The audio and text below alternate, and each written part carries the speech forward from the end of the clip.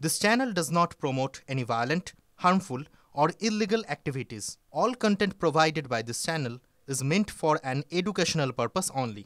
Top quality और consistent performance के लिए सिर्फ सिल्वर पंप नाम याद रखना।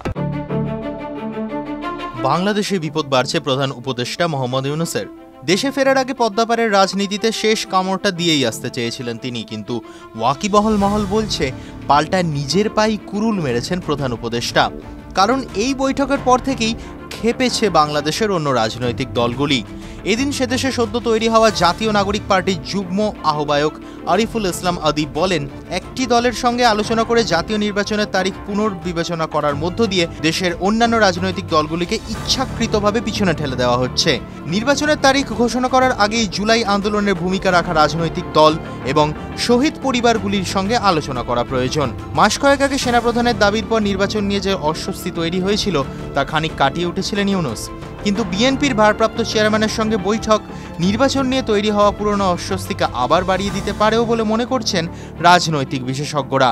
উল্লেখ্য, এনসিপির মতো রেগে লাল হয়েছে বাংলাদেশের জামাত ইসলামীও।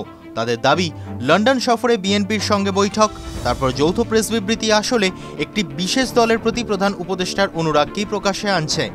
আমরা মনে করি দেশে ফিরে তিনি অন্যান্য রাজনৈতিক দলগুলির সঙ্গেও নির্বাচন নিয়ে আলোচনা করবেন।